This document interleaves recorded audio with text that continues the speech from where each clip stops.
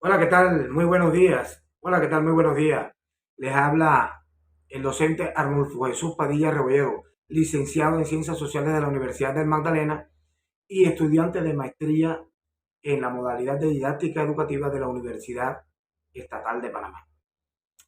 Dentro de los trabajos desarrollados en la maestría, se nos ha sido asignado el análisis, descripción y características de un texto publicado por la Organización de Estados Americanos llamado 20 modelos didácticos en América Latina. Pues bien, de eso vamos a hablarles mis compañeros Roque Suárez, Otalora, Daniel Hoyo y mi persona Arnulfo Padilla. Comencemos con el modelo didáctico tradicional. El modelo didáctico tradicional tiene como características principales y esenciales. Primero, se centra en el profesorado y en los contenidos, de los aspectos metodológicos, los contextos ambientales, eh, y el estudiantado pasan a segundo plano, mientras que los contenidos se conciben como una perspectiva enciclopédica y de trabajo acumulativo. Hablemos esencialmente de esas características de las que les acabo de mencionar. El modelo El modelo tradicional tiene como características principales de debate que como se centra en el trabajo del docente, es decir, en su oralidad, en el desarrollo de las explicaciones a través de sustentaciones, exposiciones o explicaciones orales, eh, utiliza solamente como ayuda audiovisual el pizarrón o algunos elementos que sirvan de apoyo, pero no permite el desarrollo de la interacción del estudiante-profesor. Solo se utilizan esos elementos como apoyo para transmitir conocimientos en un área determinada, pero no hemos hablado todavía de la crítica. Se denomina frontal porque es de cara al estudiantado. La posición vertical que adopta el docente, porque autoritariamente exige la atención del estudiante, se fija para una clase determinada con un posible número determinado de estudiantes. Otra situación es que obliga draconianamente a los estudiantes a permanecer en silencio y escuchar al maestro, lo que de una forma se constituye un medio de presión para ejercer control y dominio del grupo. La temática, la temática es concebida como un elemento esencial que permite al estudiante estar en permanente silencio escuchando al maestro. Las principales características del modelo didáctico, asignación de trabajos o también llamado contrato de tareas, es que el alumno escoge los trabajos que quiera realizar, ya sea de manera individual o de manera grupal. Cuando se trabaja de manera grupal, el alumno es quien hace el papel del profesor. Al momento de trabajar, se suele distribuir el espacio alejándose de las filas que se realizan tradicionalmente. Y luego las tareas son socializadas y estos mismos estudiantes son los evaluadores de los demás compañeros. Característica del modelo coloquio en pequeños grupos. Es una forma de comunicación que se utiliza en contextos académicos, empresariales y sociales.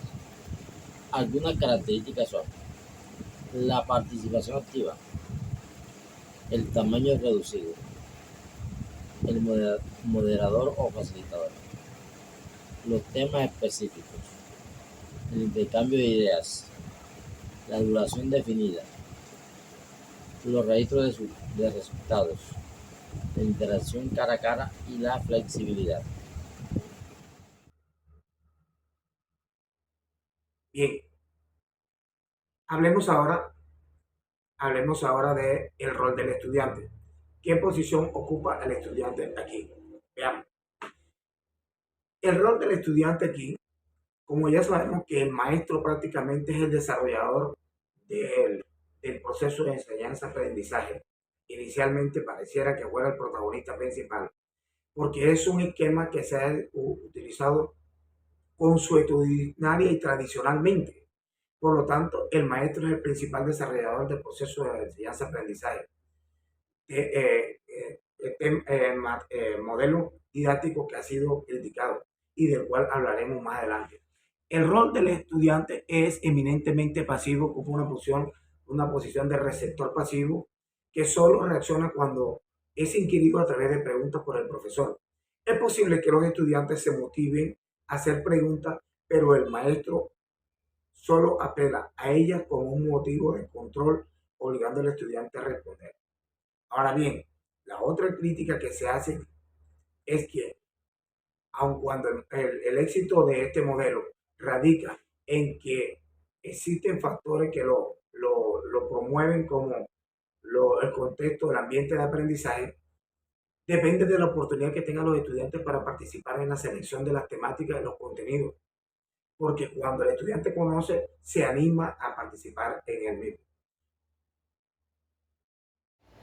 Los alumnos son actores responsables y al trabajar en grupo, algunos adaptan el papel del profesor.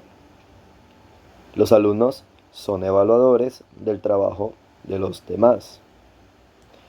Todo lo anteriormente mencionado son las características del rol del alumno en el modelo didáctico asignación de trabajo. El rol del estudiante es fundamental para el éxito de la discusión y el logro de los objetivos establecidos. Algunos de ellos son la participación, el participante activo, la preparación previa, las preguntas y aclaraciones, la argumentación fundamental, la escucha activa, la colaboración, la flexibilidad.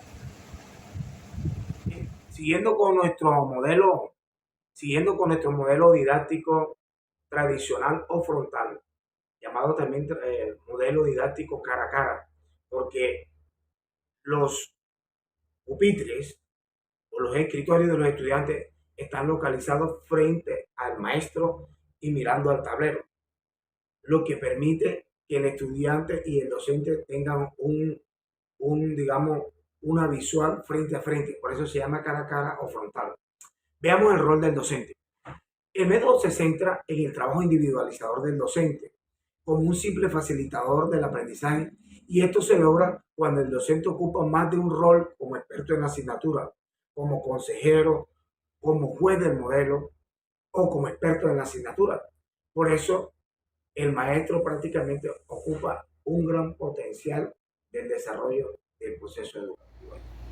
En el modelo asignación de trabajos, el rol del profesor es actuar como organizador, como moderador, como estimulador, como experto y como consejero.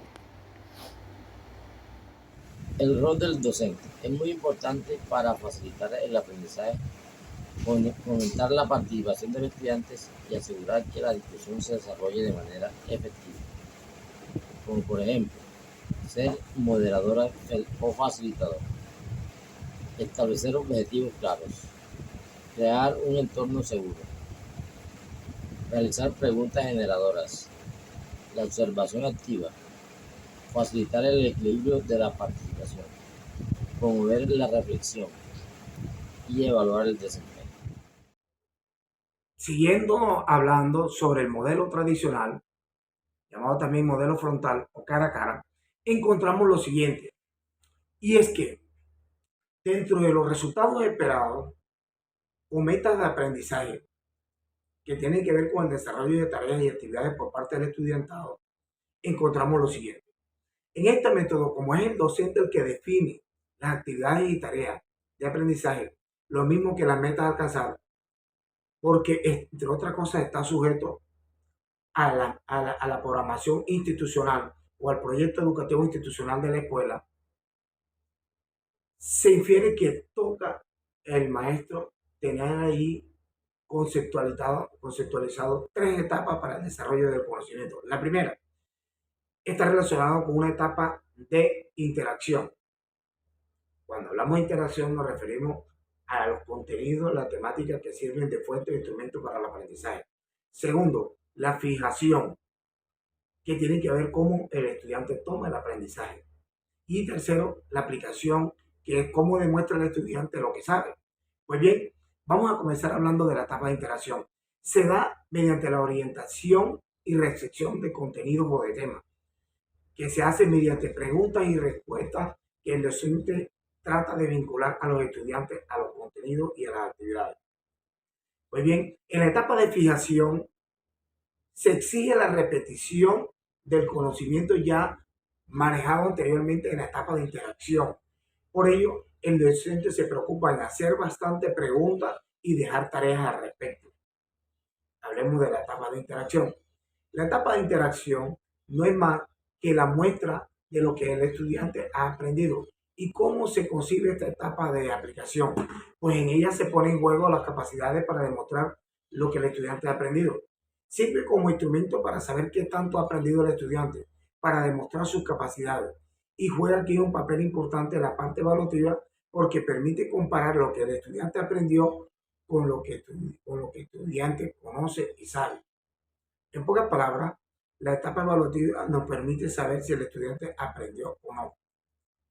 ¿Y por qué? Porque nos permite comparar el desempeño del estudiante con el trabajo que se ha desarrollado. Ahora hablemos de lo siguiente. ¿Qué competencia promueve este método? Pues bien, para el desarrollo de las habilidades, es decir, que el estudiante pueda desarrollar su competencia, alcanzar los logros, como decimos actualmente, es necesario que se hayan cumplido las fases de orientación y recepción, que sirven de puente para adquirir destreza. Y esto solo se puede hacer estableciendo como tarea o como meta del maestro el que el estudiante adquiera una competencia mínima o específica. Explico. Por ejemplo, que el estudiante pueda contar, que el estudiante pueda escribir, que el estudiante pueda leer, que el estudiante pueda dibujar, que el estudiante pueda describir, señalar, etc. Estas son competencias mínimas que nos permiten llegar a una competencia de mayor envergadura, como son las competencias generales, propositiva, la competencia interpretativa o la competencia argumentativa. Solo es posible alcanzar estas competencias cuando el estudiante haya superado las competencias específicas ya mencionadas. Bien. Por último, quiero hablar de lo siguiente. Es que existen muchas críticas frente a este modelo tradicional. Muchos consideran que este modelo está descontextualizado y que ha caído en desuso debido a que estos modelos no responden a las condiciones actuales. Explico. La señora Anne Larragaña de la Universidad de La Rioja en España considera que este modelo quedó en desuso porque el estudiante es influenciado por tres elementos, el estudiante actual. Esos tres elementos son la escuela, la televisión y el internet. Pues bien, resulta que de estos tres elementos que influencian en la vida del estudiante, los dos últimos son los dos más importantes para él. Es decir, que la escuela no está teniendo gran influencia. Por lo cual, esta señora considera que ha quedado en desuso este modelo porque el maestro no ha contextualizado el proceso de enseñanza-aprendizaje, es decir, el empleo de este modelo tradicional en las condiciones actuales. Según ella, este modelo debía permitir la individualización del conocimiento, que significa que el estudiante tenga más libertad para promover su pensamiento, para promover su participación y sobre todo para que tenga libertad para poder en una clase tratar de intervenir sin que el maestro lo tenga que presionar para que le preste atención a él. Entonces, de este orden de ideas, la señora Anne Larragaña considera que es necesario que se permita mayor libertad al estudiante. Crítica que habíamos comenzado a hablar desde el momento en que hablamos de las características del modelo tradicional. Muchas gracias. Y con esto hemos concluido. Por último, y no menos importante, en el modelo didáctico, asignación de trabajo, se busca que el alumno elija entre una variedad de trabajos, una variedad de actividades y la desarrolle de forma individual, logrando así un aprendizaje autónomo. Este modelo busca la autonomía del alumno. Busca también apropiarse de los conocimientos mientras realiza sus propias tareas. Y por último, reflexionar, discutir y valorar el resultado de sus trabajos como el de sus compañeros. Aprendizaje esperado. Los aprendizajes esperados en un coloquio en pequeños grupos puede variar según el contexto y los objetivos expresivos de la actividad. Algunos son la comprensión del tema, el pensamiento crítico, las habilidades de comunicación, la colaboración, el desarrollo de habilidades de debate, la toma de decisiones informadas, las habilidades de liderazgo, la autoevaluación y autorreflexión y la generación de conocimiento.